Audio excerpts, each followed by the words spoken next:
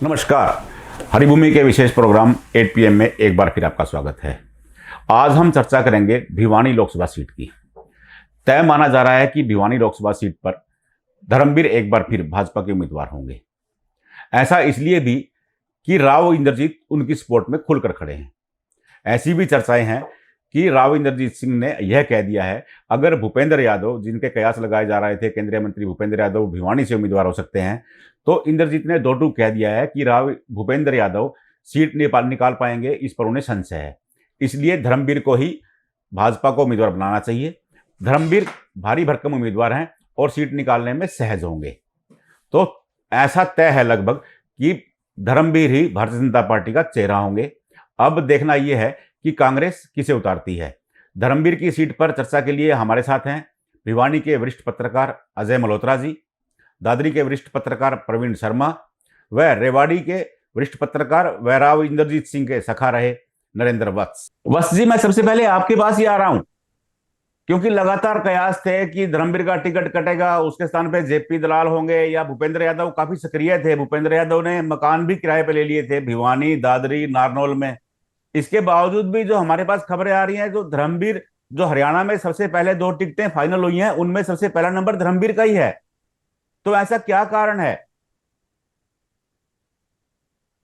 सबसे बड़ा कारण ये है कि धर्मवीर जो है राव इंद्रजीत सिंह के काफी खास रहे हैं और इस सीट पे जातीय फैक्टर सबसे ज्यादा महत्व रखता है। जी लगभग 50-50 खेल है इसमें। आधा जाट बेल्ट है, आधा अहीर बेल्ट है। जी जी अब जाट कैंडिडेट आके अहीर बेल्ट में जो है वोट ले सकता है, लेकिन अहीर बेल्ट के किसी भी कैंडिडेट को वहां से कोई ज्यादा जो है समर्थन मिलता नहीं। जी ऐसे में अगर भूपेंद्र यादव वहां से चुनाव लड़ते तो उनको यहाँ से तो हो सकता है अच्छे वोट मिल जाते, लेकिन भिवानी एरिया से वोट निकालना आसान नहीं था। दूसरे, उन्हें कहीं ना कहीं अंदर खाने धर्मवीर के विरोध का भी सामना करना पड़ता। धर्मवीर ऐसे कैंडिडेट हैं जो राव इंद्रजीत के प्रति पूरी तरह समर्पित रहे हैं। 2019 में उन्होंने इलेक्शन लड़ने से मना कर दिया था कि मैं जी इस बार इलेक्शन नहीं लड़ूंगा। राव इंद्रजीत सिंह ने उनको टिकट भी दिलवाई और इलेक्शन भी जितवाया। जी जी और जी हमेशा जो है वो राव इंद्रजीत सिंह के साथ रहे हैं। कभी उन्होंने जो है किसी तरह की कोई ऐसी बातें नहीं की जिससे विरोध देखा जाए। भाजपा से ज्यादा समर्पण जो है राव इंद्रजीत के प्रति उनका रहा है। जी जी राव इंद्रजीत की टिकट को लेके जो है काफी कयास लगाए जा रहे थे। खूब जो है ये चर्चा चली कि इस बार राव इंद्रजीत सिंह की जो है टिकट कट सकती है, लेकिन राव इंद्रजीत सिंह शुरू से और अब तक आश्वस्त रहे कि मेरी टिकट को कोई खतरा नहीं है। जी जी साथ साथ उन्होंने 3 महीने पहले अपने समर्थकों की एक गुप्त मीटिंग दिल्ली निवास पे बुलाई थी। उसमें उन्होंने कह दिया था कि मेरी चिंता ना करो, धर्मवीर की जो है जीत सुनिश्चित करने के लिए तैयारी कर दो, धर्मवीर की टिकट नहीं कटेगी।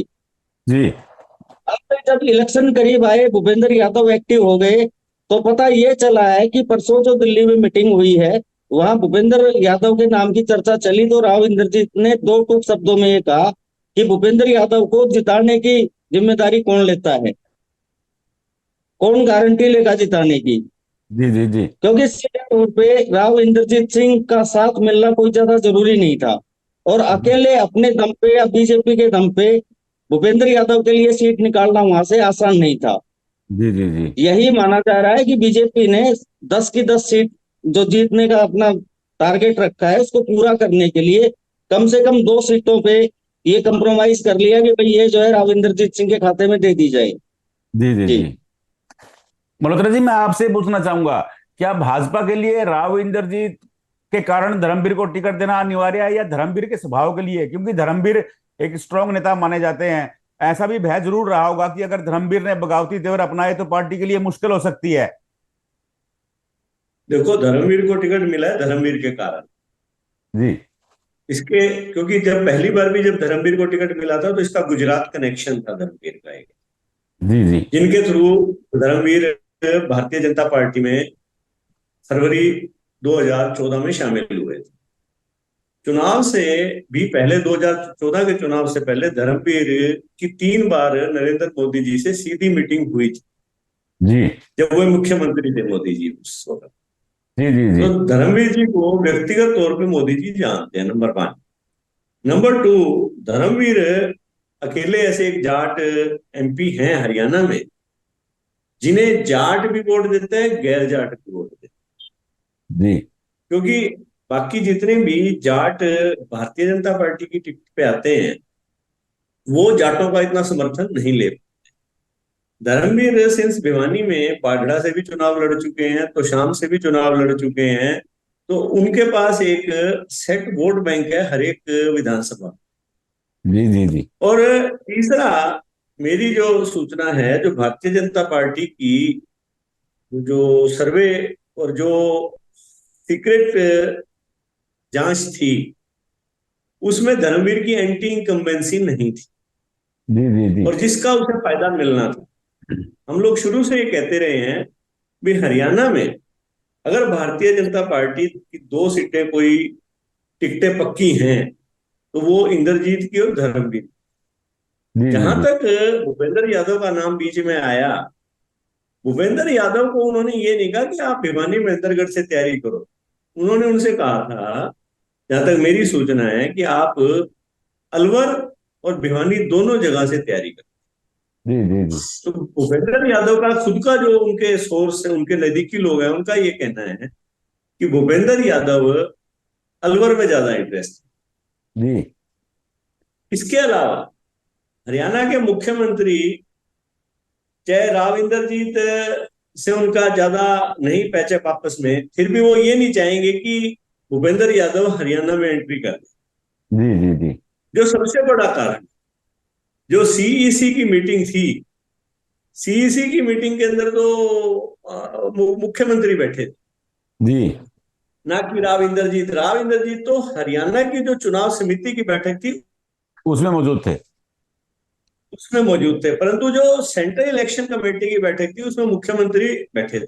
जी जी जी तो मुख्यमंत्री के जो नजदीकी हैं, उनको उन्होंने 2 दिन पहले ही बता दिया था कि भूपेंद्र यादव को टिकट नहीं मिलेगी। तो भूपेंद्र यादव की टिकट कटना सबसे ज्यादा जरूरी था मुख्यमंत्री के। जी धर्मवीर उनको कहीं तंग नहीं करता। भूपेंद्र यादव अगर हरियाणा की राजनीति में आते हैं तो मुख्यमंत्री जी के लिए समस्या खड़ी हो सकती है। जी जी जी तो बहुत गहरी मुख्यमंत्री बात जी, आप अपनी गहरी बहुत राजनीति की अच्छी बात कर रहे लॉबी हैं। है मुख्यमंत्री की भी। जी जी जी तो मुख्यमंत्री की जो लॉबी है उसने उन्हें सपोर्ट किया वहां पे। जी और Bhupendra Yadav no doubt centre में स्ट्रांग है, परंतु हरियाणा के मामले में मनोहर लाल हाँ खट्टर भी स्ट्रांग है। जी परंतु मेरा तो अब तक एक बात और भी माननी है।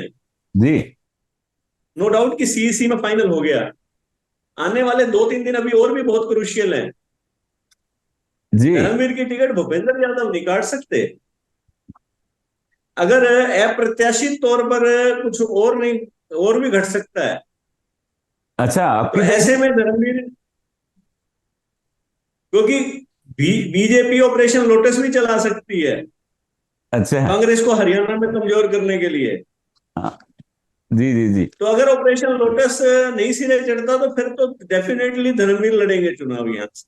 जी धर्मवीर ही दूसरों से मजबूत पड़ते हैं, क्योंकि धर्मवीर को नो डाउट जाट बेल्ट में भी वोट, भिवानी जिले में भी है उनके पास, और उनके पास अहीरवाल बेल्ट में भी है, 2 बार एमपी रह चुके हैं, राव इंद्रजीत का सपोर्ट भी है, और उनका खुद का वोट बैंक भी है। जी और उस पर मोदी जी का फैक्टर भी काउंट करता है। तो जी Dharmveer as a candidate, ticket का जहां तक मामला है, दलाल हो चाहे धनखड़ हो चाहे सुधा यादव हो, उन सबसे ज्यादा मजबूत पड़ते हैं। जी अगर इन चारों में से किसी को भी टिकट मिल जाती भूपेंद्र यादव को, तो उनको कड़ा मुकाबला करना पड़ता है। धर्मवीर के लिए मतलब कि बेटर स्थिति है। तो परवीन आप बड़े कॉन्फिडेंट थे कि मेरी जब कल आपसे बात हो रही थी तो आपने सीधे सीधे बोल दिया कि भूपेंद्र यादव अलवर से लड़ेंगे और धर्मवीर यहां से लड़ेंगे। ऐसा क्या क्या मिल गया था, क्या क्यों मिला आपको? देखिए पंडित जी, पिछले 2 महीने से भूपेंद्र यादव जिस तरीके से यहाँ सक्रिय थे, मैंने बताया भी था, जिक्र हुआ था हमारा कि यहाँ भिवानी, महेंद्रगढ़ और दादरी के अंदर कार्यालय की बजाय एक मकान लेना उन्होंने उचित समझा था। जी पूरी तरीके से वो स्पष्ट नहीं कर पाए थे कि मैं यहाँ से चुनाव ही लड़ूंगा। और जी पिछले 1 महीने पहले ये बाजार बड़ा गर्म चला था राजनीति का, कि 15 फरवरी तक करीब 100 चेहरे वो नामों की घोषणा कर दी जाएगी जो पहली बार कहीं से इलेक्शन लड़ेंगे, और उसमें भिवानी और महेंद्रगढ़ का भी नाम प्रमुखता से लिया जा रहा था। तब ये कयास लगा रहे जा रहे थे कि यादव यहाँ से इलेक्शन लड़ेंगे और धर्मवीर सिंह का पत्ता कट सकता है। लेकिन शुरू से एक बात चलती आ रही थी कि वोटर के जहन में एक बड़ा सवाल ये था कि धर्मवीर से मजबूत कैंडिडेट वो कौन होगा जो यहाँ से बीजेपी का चेहरा होगा। जी पार्टी ने अपने स्तर पर अपने लेवल पे काफी बार प्रयास किया कि धर्मवीर का अल्टरनेट कौन होना चाहिए, पर जिस तरीके से समीकरण बढ़ते हैं कि भिवानी महेंद्रगढ़ के अंदर पार्टी भी चाहती है कि जाट ही चेहरा इलेक्शन चुनाव मैदान में उतारा जाए ताकि कुछ प्रतिशत वोट जाटों के लिए जा सकते, और उससे बड़ा धर्मवीर से बड़ा चेहरा भिवानी महेंद्रगढ़ में नहीं है बीजेपी के अंदर। जी पंडित जी, कुछ समय पहले मेरे पास कल जो सूचना कल भी आई थी कि मीटिंग के बाद दिल्ली में मैराथन मीटिंग कल चली थी, 3-4 दौर की मीटिंग हुई, जिसमें आप बता रहे हैं कि लगभग 2 सीटों के नाम उम्मीदवार लगभग तय हो चुके हैं। और मेरा तो अपना अब भी मानना है, मैं ये दावे के साथ करता हूँ, मेरी व्यक्तिगत राय ये है कि भिवानी महेंद्रगढ़ सीट को लेकर बीजेपी की तस्वीर लगभग साफ हो चुकी है और धर्मवीर सिंह ही यहाँ चुनाव मैदान में उतरने वाले हैं। जी पंडित जी। जी मल्होत्रा जी, कुछ बोल रहे थे आप? मल्होत्रा जी कुछ इशारा कर रहे थे आप? नहीं कुछ नहीं कर रहा, मैं तो ये कह रहा था कि इसमें तो लगभग देखो धर्मवीर का टिकट तो मैं तो शुरू से मानता हूँ लगभग तय है यहाँ से।